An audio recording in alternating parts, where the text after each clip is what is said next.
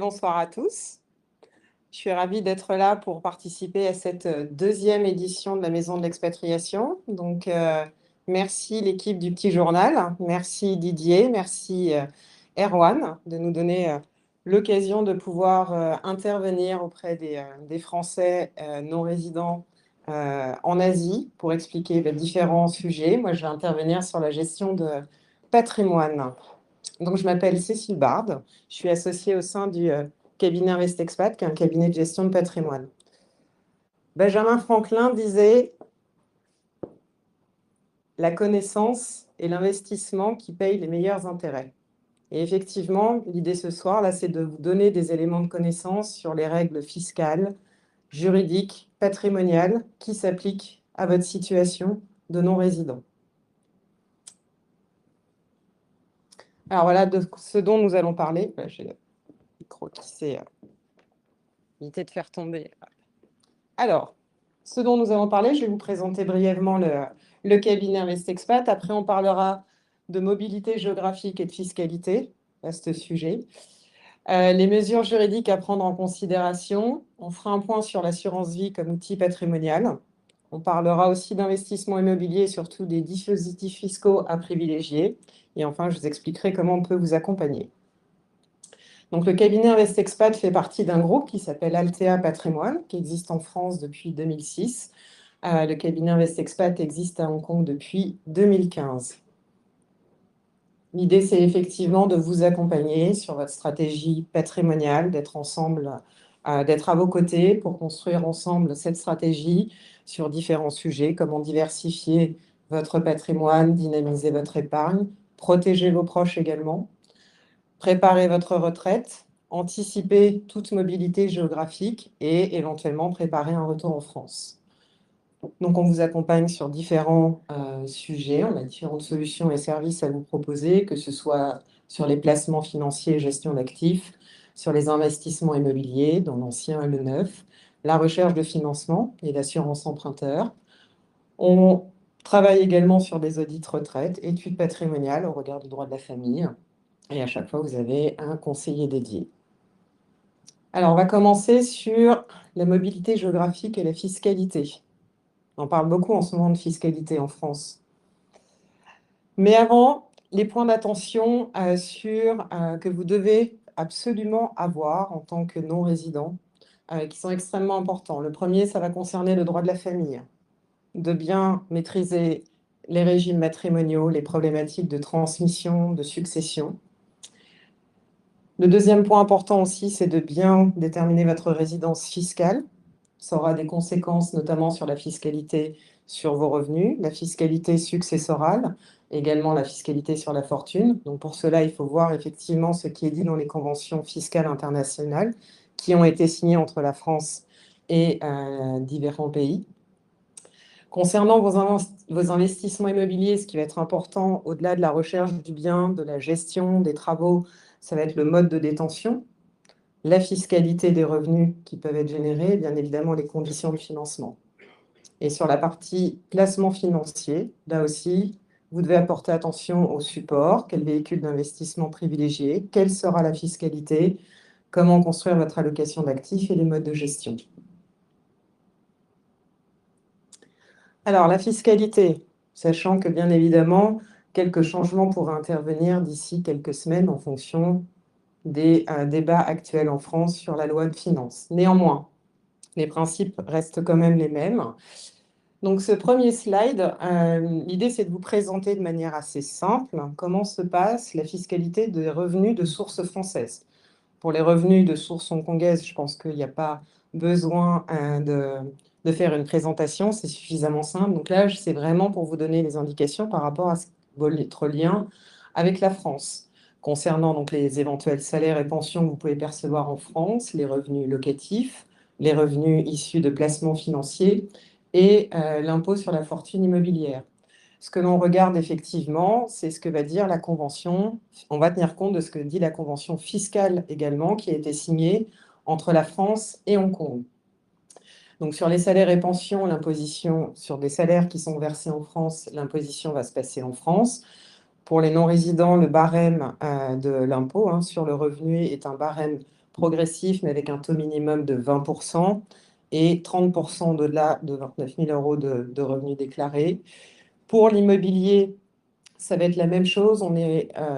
Si vous détenez des biens immobiliers en France, on va avoir effectivement une imposition qui se passe en France avec un impôt sur le revenu, 20 et 30%, 19% pour les plus-values sur les cessions d'immeubles. Là, c'est un taux qui est fixe. Et sur les revenus immobiliers, on est soumis aux prélèvements sociaux de 17,2. En revanche, là où ça va être un petit peu différent, c'est sur les revenus des placements financiers.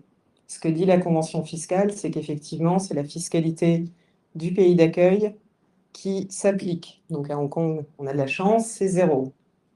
En revanche, sur certains véhicules d'investissement, sur certains revenus comme les intérêts, on peut avoir un prélèvement à la source en France de maximum 10%.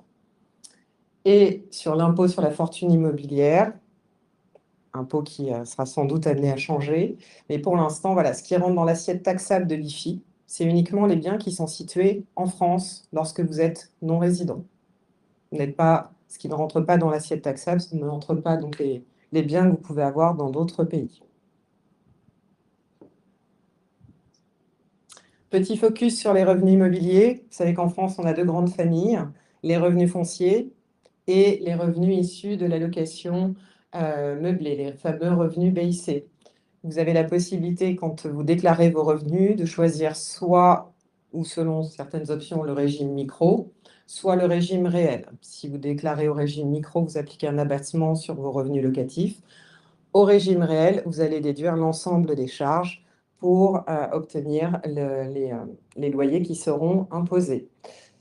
Lorsque vous faites de la location meublée, vous pouvez le faire sous deux statuts, le statut de loueur meublé professionnel ou le statut de loueur meublé non professionnel.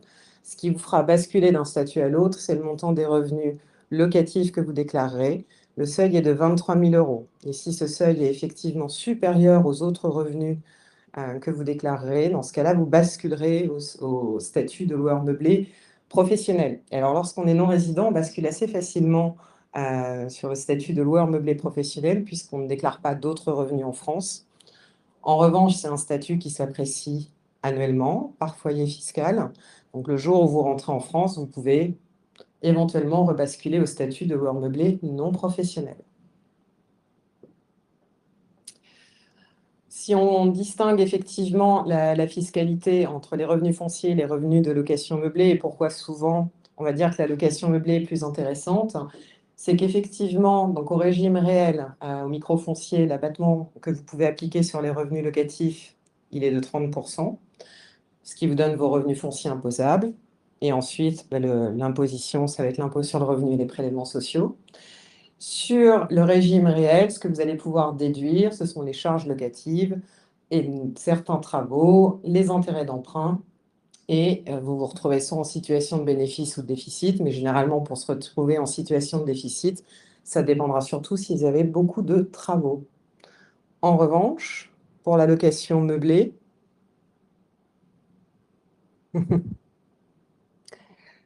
le principe est le même. Au niveau des abattements, ça a été un petit peu modifié, on va y revenir. On est sur des abattements qui sont soit de 30 ou de 50%. Mais pour le régime réel, effectivement, la différence avec les revenus fonciers, c'est qu'au-delà des charges que vous allez pouvoir déduire, vous allez pouvoir notamment déduire les frais de notaire, mais surtout, vous allez pouvoir pratiquer l'amortissement.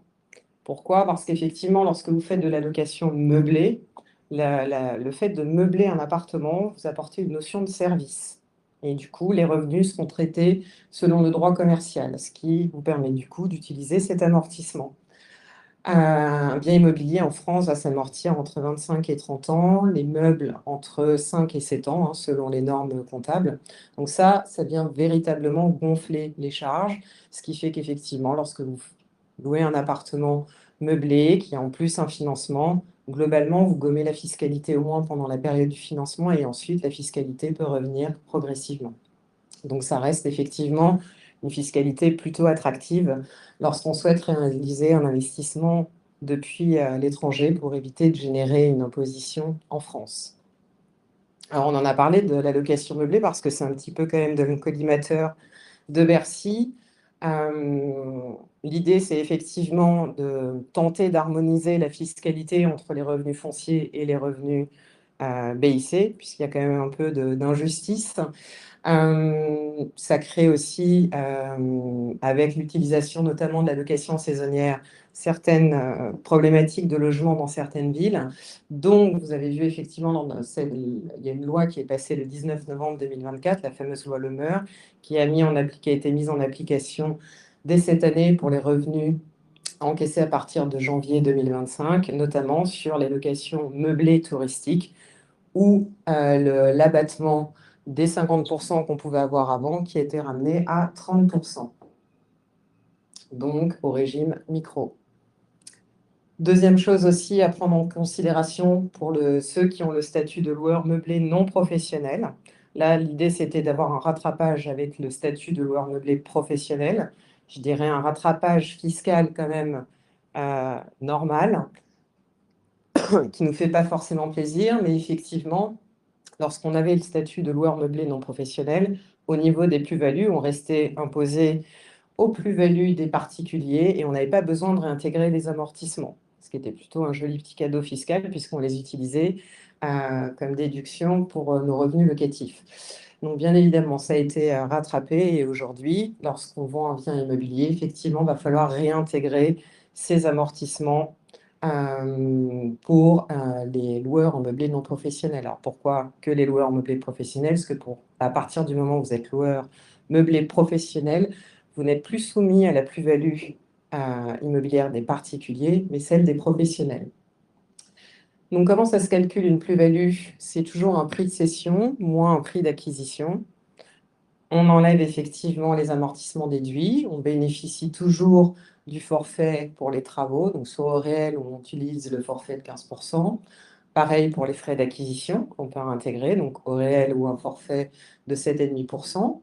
On bénéficie toujours des abattements pour durée de détention. Donc en France, on est complètement exonéré sur la plus-value au titre de l'impôt sur le revenu au bout de 22 ans et 30 ans avec les prélèvements sociaux. Et éventuellement, on pourra ajouter une taxe additionnelle en fonction du montant de la plus-value, taxe qui peut aller entre 2 et 6%. Donc ce changement a des conséquences, surtout en fonction du moment où vous déciderez de revendre votre bien. Je dirais que si vous décidez de revendre le bien quelques années après l'avoir acheté, l'impact sera moindre. C'est surtout effectivement la pression fiscale. On va surtout l'avoir si vous souhaitez vendre votre bien, on va dire à horizon 10-15 ans. Si on fait effectivement, je vous ai fait un schéma avant réforme et après réforme pour voir un petit peu l'impact fiscal si on réintègre ces fameux amortissements. Et on voit effectivement que le pourcentage de fiscalité, avant la réforme sur un bien vendu à 350 000 euros, acheté initialement 250 000 euros, on a une pression fiscale de 3,64, alors qu'on aura une pression fiscale de 12,54 aujourd'hui, même en appliquant les abattements, même en appliquant les différents forfaits. En revanche, si vous décidez de revendre votre bien au-delà de 20 ans, on aura quand même les abattements qui vont venir effectivement gommer un petit peu cette plus-value, cette fiscalité sur la plus-value. Alors, les seuls moyens d'échapper à la plus-value immobilière, pour aujourd'hui, ça reste effectivement, si vous revendez ce bien et que cela reste votre résidence principale au moment de la vente, en cas de transmission à titre gratuit, bien évidemment, ou si vous conservez le bien pendant 30 ans. Pour les non-résidents, sachez que vous bénéficiez d'une exonération qui a été mise en place notamment parce que souvent, on ne peut pas bénéficier de l'exonération sur la résidence principale en fonction de quand on se sépare du bien. Donc, il y a l'article 150U du Code général des impôts qui prévoit cette exonération spécifique pour les non-résidents qui est valable une fois, qui est plafonnée à 150 000 euros de plus-value nette imposable par personne. Donc, si vous avez effectivement un bien à vendre, pensez à utiliser cette exonération. En revanche, il y aura toujours besoin d'avoir un représentant fiscal en France, puisque vous êtes non-résident. Il y a effectivement cette nécessité de désigner le représentant fiscal. Passons aux mesures juridiques à prendre en considération. Je vous ai fait un petit schéma. Alors effectivement, l'idée, c'est d'aborder différents points importants. Le premier, sur les régimes matrimoniaux et le fait de réaliser des donations hein, pour profiter des abattements légaux et qui sont renouvelables tous les 15 ans notamment. Alors déjà, est-ce que vous connaissez tous votre régime matrimonial? Je vous ai pas demandé la date du mariage, on va y venir après. Donc en France, on a effectivement, soit on est marié sous un régime communautaire, soit on est marié sous un régime séparatiste. Le régime légal en France est celui de la communauté réduite aux acquis. Après, on peut avoir effectivement d'autres types de régimes, hein. Sachez qu'à Hong Kong, en revanche, la notion de régime matrimonial n'existe pas. C'est vraiment quelque chose qui est spécifique à la France. Alors maintenant, j'y viens à la date du mariage. Est-ce que vous connaissez tous la date de votre mariage? Parce qu'en fait, c'est un point qui est extrêmement important, qu'on oublie souvent. Pour tous les mariages qui ont été célébrés entre le 1er septembre 1992 et le 29 janvier 2019, on est soumis à ce qu'on appelle la mutabilité automatique du régime matrimonial. Ce qui fait qu'effectivement, à partir peut passer sur la slide après. Si effectivement on a passé plus de 10 ans dans un État, par exemple Hong Kong, ou si on a ou si au niveau des époux, on s'installe dans un pays dont on a la même nationalité, ou si on s'installe dans une résidence où on n'avait pas antérieurement de résidence commune, eh bien on peut muter au niveau de son régime matrimonial. Je m'explique, vous êtes en France, vous vous mariez, en 2010 par exemple, vous n'avez pas fait de contrat de mariage.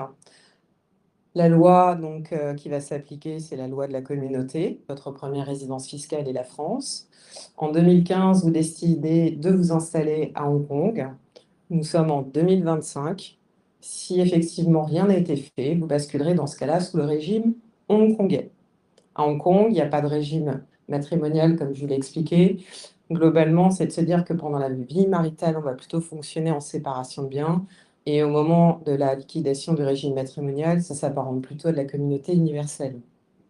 Donc, ça peut avoir des conséquences. On peut comme ça cumuler, parce que si ensuite vous rentrez en France, automatiquement, vous rebasculerez en communauté.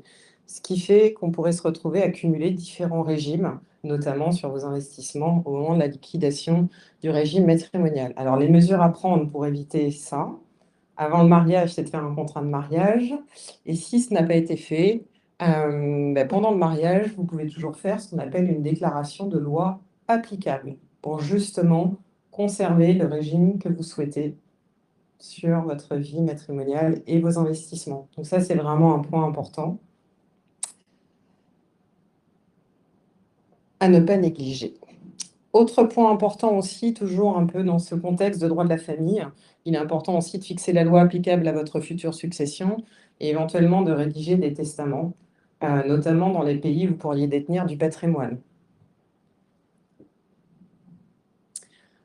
Comme pour les régimes matrimoniaux, à partir du moment où on vit à l'étranger, on amène ces petits éléments d'extranéité, ce qui fait qu'effectivement, lors d'un décès, on peut se retrouver avec des conflits sur les différentes règles successorales pour savoir quel pays sera en charge d'appliquer ou de régler telle ou telle succession.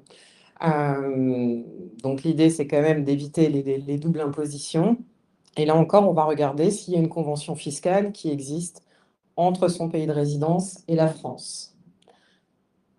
Vis-à-vis de Hong Kong, Hong Kong n'a pas signé de convention fiscale successorale avec la France. Il n'y a pas d'accord spécifique. Donc là aussi, je vous encourage à prendre les dispositions qui sont nécessaires, notamment par la voie testamentaire. Petit point sur les droits de succession, effectivement, à quel moment la fiscalité française va s'appliquer et surtout quelle opportunité on peut avoir en étant à Hong Kong. Concernant effectivement les biens qui vont se situer en France, il y a de grandes chances qu'il y ait une fiscalité qui s'applique en France. Mais ce qui peut être intéressant pour vous, c'est qu'à partir du moment, et notamment si vous souhaitez réaliser des donations à vos enfants, vous êtes à Hong Kong, vos enfants sont à Hong Kong et vous leur donnez de l'argent qui est à Hong Kong, Dans ce cas-là, vous échapperez au droit de donation vis-à-vis de la France. Vous serez tenu de le déclarer en France, puisqu'il faut toujours prendre acte. Néanmoins, comme le bien que vous allez donner ne se situe pas en France, vous pourrez ainsi optimiser les droits de donation. Les droits de succession en France, entre partenaires ou entre conjoints, bien évidemment, on est exonéré sur les droits de succession, pas sur les droits de donation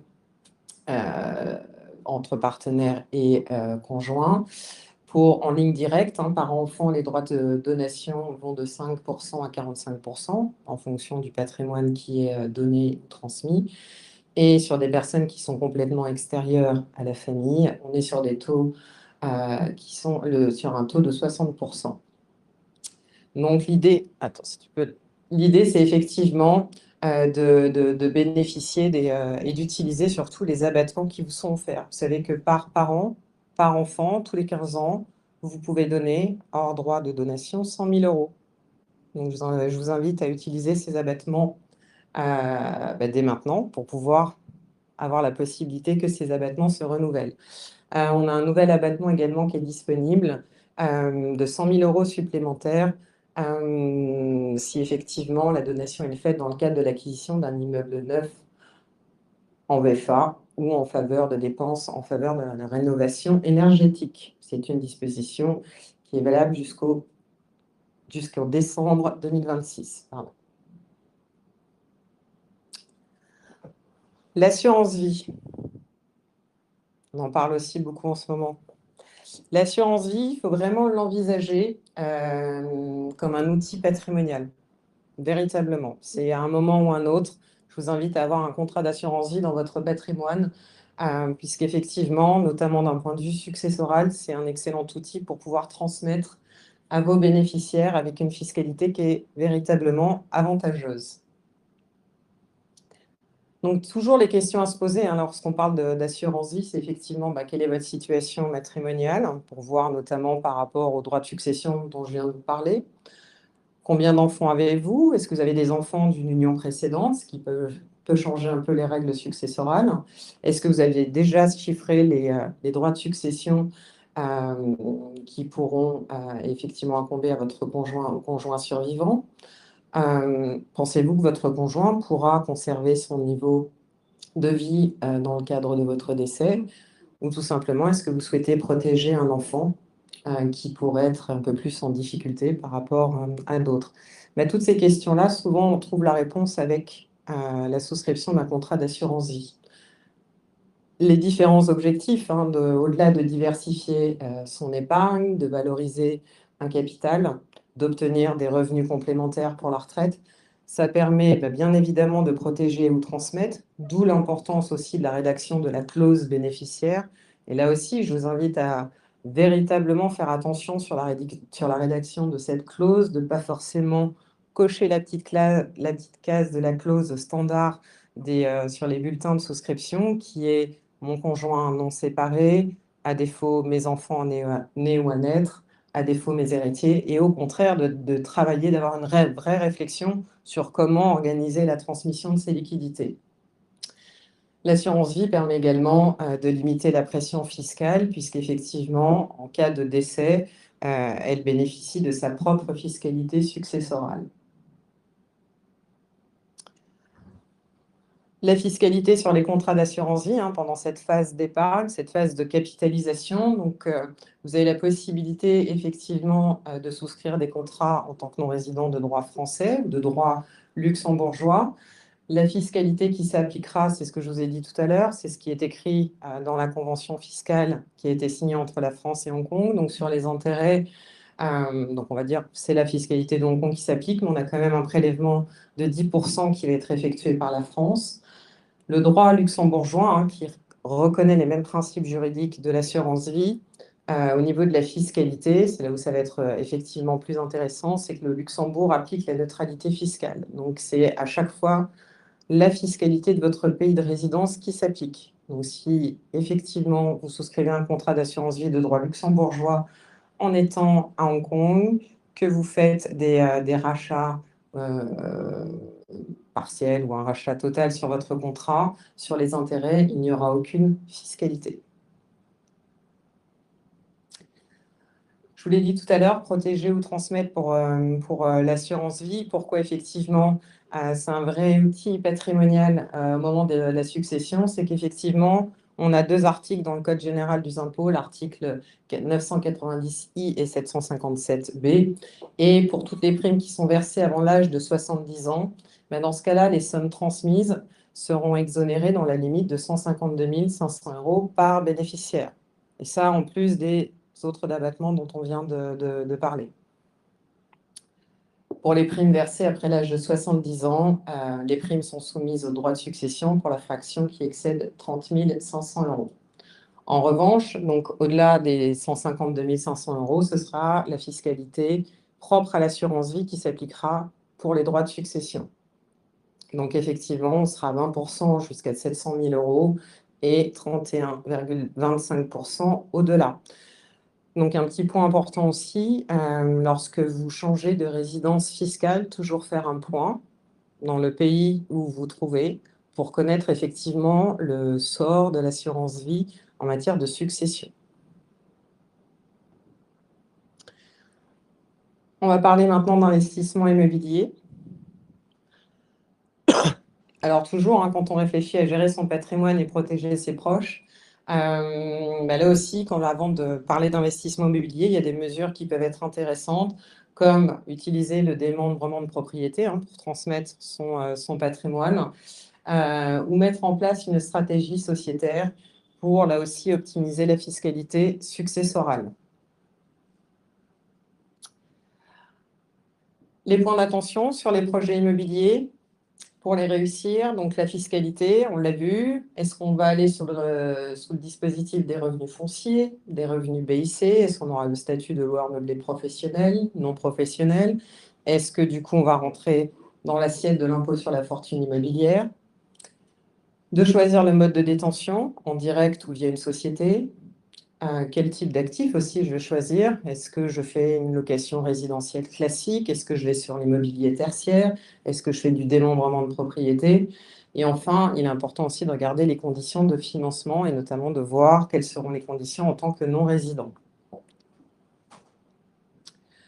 Les conditions de financement, effectivement, c'est de regarder quelles sont les conditions pour les prêts amortissables, les prêts in fine.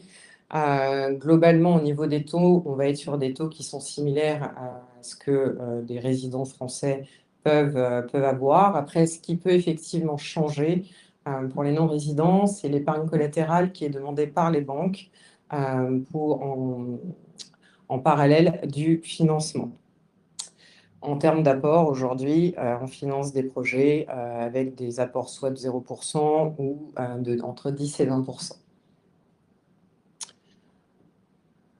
Un petit slide aussi pour les prix de l'immobilier, puisqu'effectivement, on a eu un marché immobilier assez compliqué sur ces dernières années, mais on repart effectivement dans certaines villes, les prix repartent à la hausse, que ce soit effectivement sur Paris, dans le sud, avec des villes comme Montpellier, Marseille, Lille, Rennes, Nantes.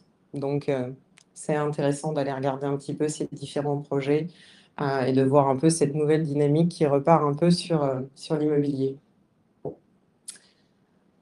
Sur les différents modes de détention, là aussi, c'est une question à vous poser dès l'acquisition du bien. Ce n'est pas effectivement au moment où vous réfléchirez à transmettre votre patrimoine qui sera nécessaire de se dire est-ce que je ne vais pas monter une société pour ramener mes biens immobiliers? Généralement, il sera trop tard. Il vaut mieux le faire dès le départ. Donc, lorsque vous achetez un bien immobilier, vous pouvez le faire donc en direct, et dans ce cas-là, vous serez sous le régime de l'indivision. En revanche, vous pouvez également décider de monter une société. L'objectif, lorsqu'on va monter une société, n'est pas d'optimiser la fiscalité, ce n'est pas l'objectif premier. Les raisons, elles sont plutôt d'ordre juridique ou en vue de transmettre un patrimoine. À partir du moment où on va être plusieurs pour acheter un bien immobilier, c'est plutôt mieux d'écrire les règles par la rédaction des statuts, éventuellement de prévoir des clauses d'agrément pour voir qui, plus tard, pourra rentrer dans la société, comme les enfants par exemple, pour essayer effectivement d'optimiser cette transmission, d'essayer d'anticiper aussi s'il y a une séparation, de voir effectivement comment on sort de la société. en France les deux sociétés patrimoniales auxquelles vous pourrez avoir accès en fonction des biens qui seront mis dans la société. On a la fameuse SCI, Société Civile Immobilière, ou la SARL de famille. Si vous faites de la location meublée, vous pourrez le faire au sein de la SARL de famille et rester imposé au titre de l'impôt sur le revenu, ou vous pourrez faire de la location meublée au sein d'une SCI, mais dans ce cas-là, plutôt à l'impôt sur les sociétés. Si vous faites de la location nue, ça sera plutôt sur une SCI à l'IR ou à l'IS. Donc, en fonction du mode locatif retenu pour votre bien, en fonction aussi de savoir quel est l'objectif de ce bien, est-ce que c'est aussi un pied-à-terre, est-ce que vous souhaitez utiliser l'appartement ou cette maison ou pas, on pourra définir ensemble effectivement quelle est la meilleure société à monter. Parce que l'idée, c'est pas que ce soit compliqué, que ça vous empêche d'atteindre vos objectifs. Sur les différents dispositifs, sur les prochaines slides, voilà, l'idée c'est de vous faire un petit récapitulatif entre je fais de la location nue, donc c'est la résidence principale du locataire, quelles vont être un petit peu les caractéristiques, objectifs, avantages, inconvénients. Sur la location nue, généralement, on va être sur des biens en immobilier neuf ou en immobilier ancien qui ont plutôt une certaine valeur patrimoniale. Ce sont des biens qui se revendent assez facilement, c'est-à-dire qu'effectivement, ils ont 4 étoiles pour valeur patrimoniale et liquidité. Là, l'objectif, c'est véritablement de développer et de transmettre, d'avoir un pied-à-terre plus tard, de préparer sa retraite et de générer des revenus complémentaires. On a plutôt une simplicité au niveau de la mise en location, surtout en location nue, hein. Le bail que vous signez avec votre locataire est un bail de 3 ans, donc ça apporte quand même une certaine stabilité. Et il y a la possibilité également de faire du déficit foncier, notamment si vous réalisez des travaux. L'inconvénient, on l'a vu tout à l'heure, c'est que sur la location nue, il y a quand même encore une certaine pression fiscale sur les revenus locatifs. Et pour la plus-value, voilà, l'exonération sera possible, mais pas avant 30 ans. Pour la location meublée, on va retrouver un peu les mêmes caractéristiques. Je dirais que ce qui va être effectivement l'avantage supplémentaire par rapport à la location nue, on en a parlé, ça reste quand même la fiscalité. Au niveau des avantages, on aura aussi en location meublée des loyers plus élevés, hein, puisque on apporte cette notion de service, on meuble un appartement, une maison, donc on peut se permettre d'avoir un loyer plus élevé en respectant quand même la réglementation sur les loyers. Les inconvénients, ça peut être la gestion locative. N'oubliez pas qu'en location meublée, le bail n'est que d'1 an ou 9 mois si vous louez un étudiant, donc on peut avoir une rotation plus fréquente des locataires. Vous aurez également des obligations comptables, hein, à partir du moment où on déclare des revenus au régime réel en BIC, on est tenu de tenir une comptabilité et de sortir un bilan compte de résultats tous les ans. Alors, vous pouvez le faire vous-même. Généralement, on va passer par un cabinet comptable, ce qui est beaucoup plus simple.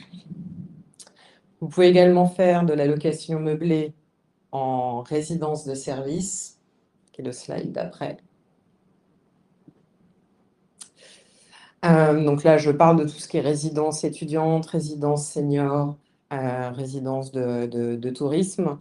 L'avantage de ce type d'investissement, ça va être la fiscalité, puisque là aussi, on est sous le dispositif des revenus BIC. Ça va être la gestion, puisque là, on délègue aussi la gestion. Sur ce type d'investissement, en revanche, on ne va pas aller chercher la valeur patrimoniale du bien. Ce ne sont pas des biens qui s'apprécient dans le temps, quelques exceptions près. Donc ça, c'est plutôt idéal pour préparer sa retraite et générer des revenus complémentaires. Ça permet au niveau des avantages, voilà, comme je vous le disais, d'avoir une gestion locative déléguée, hein, puisque c'est un gestionnaire qui va s'occuper de la mise en location dans la résidence. Sur un immobilier neuf, vous pouvez récupérer également la TVA au moment de l'achat. On a cette pérennité des revenus locatifs et on peut aussi avoir des tickets d'entrée plus accessibles. Les inconvénients, en revanche, donc on a toujours ces obligations comptables et il faut faire extrêmement attention à la sélection des biens, puisque la valeur des biens est fonction des taux de rendement et de la qualité de l'exploitant. Donc toujours partir sur des bons gestionnaires. Le démembrement de propriété, qui est plutôt un actif généralement prisé par les non-résidents. Juste titre, parce qu'effectivement, là, on va travailler sur la valeur patrimoniale, la fiscalité, la gestion. et également la transmission. Donc, en 2 mots, le démembrement de propriété, lorsqu'on part sur ce type d'investissement, on ne fait l'acquisition sur un bien immobilier que de la nue propriété. En France, on sépare les droits de propriété sur le bien immobilier. Donc, lorsque vous faites l'acquisition d'un bien en démembrement de propriété, vous ne faites l'acquisition que de la nue propriété. L'usufruit, donc la possibilité d'utiliser le bien ou d'en percevoir les revenus locatifs, va être confié plutôt à un bailleur institutionnel ou social. C'est la raison pour laquelle on appelle ça démembrement. Donc, lorsqu'on va faire l'acquisition uniquement de la nue propriété, du coup, on fait l'acquisition avec une certaine décote en fonction de la durée de cession d'usufruit. Donc, ça permet effectivement d'être sur un budget plus raisonnable. Au niveau de l'IFI en direct, on sort de l'assiette taxable à l'IFI. On va avoir cette valorisation mécanique de la nue propriété au fur et à mesure que la durée d'usufruit diminue. Et bien évidemment, pendant cette durée du démembrement, on n'a aucun aléa locatif puisqu'on ne s'occupe pas du bien. Donc ça, c'est assez idéal, bien évidemment, pour préparer sa retraite, pour une future résidence principale. C'est aussi un excellent outil patrimonial permettant d'optimiser la transmission. Là, je vous explique simplement, bien évidemment, si vous avez des questions, on pourra y revenir plutôt en one-to-one. Les inconvénients, attends, si tu peux juste revenir. Les inconvénients, donc à bien prendre en considération, c'est que bien évidemment, pendant cette phase du démembrement, on n'a pas la jouissance du bien. Donc on ne perçoit pas les revenus, on ne peut pas utiliser le bien et on mobilise donc ce capital pendant la durée de l'usufruit. Donc si notamment il y a un financement, c'est effectivement d'avoir à régler des échéances de prêt sans avoir les revenus qui sont en face. Enfin, des derniers actifs que je voulais vous présenter, donc il y a les parts de SCPI ou d'immobilier tertiaire en général. Donc ça peut être par des parts de SCPI ou projets immobiliers dans des actifs professionnels. Donc là, effectivement, c'est plutôt intéressant puisqu'on va aller sur des rendements qui sont supérieurs à l'immobilier résidentiel. C'est notamment dû au fait des baux professionnels qui sont différents par rapport aux baux résidentiels. On est sur des durées beaucoup plus longues. Donc là, l'idée, c'est de faire l'acquisition dans des SCI qui sont gérés par des sociétés de gestion et qui vont faire l'acquisition de biens immobiliers professionnels dans différents secteurs géographiques, différentes thématiques, que ce soit des établissements de santé, établissements logistiques, bureaux, commerces. Donc voilà, il y a plusieurs offres sur le marché. Donc ça, c'est plutôt un actif excellent pour diversifier son patrimoine immobilier, préparer sa retraite, générer des revenus complémentaires. Ça permet aussi, comme l'on achète juste les parts au sein d'une société, on va mutualiser le risque avec les autres actionnaires. La gestion est complètement déléguée, on ne s'occupe pas de l'investissement et on peut moduler son ticket d'entrée de quelques parts à plusieurs milliers de parts.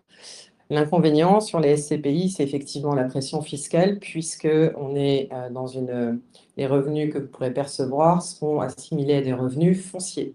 Donc là aussi, à regarder comment optimiser la fiscalité si vous faites l'acquisition de parts de SCPI. Ça peut être effectivement d'aller sur des SCPI plutôt européennes pour bénéficier de fiscalité plus intéressante que la fiscalité française. Ça peut être là aussi de démembrer les parts. Plusieurs stratégies existent. N'oublions pas aussi que sur les SCPI, on a un risque de perte en capital et un risque de liquidité.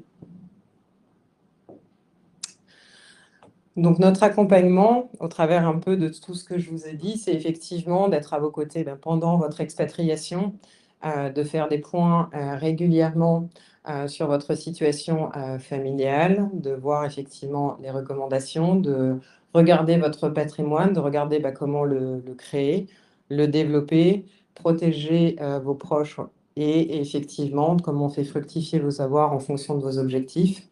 De faire aussi des points passage retraite en fonction de votre situation personnelle. Est-ce que vous avez cotisé, pas cotisé, de voir ce qui est effectivement le plus intéressant. Ce qui est important aussi lorsqu'on est en expatriation, c'est d'anticiper les mobilités géographiques et notamment au regard de son patrimoine.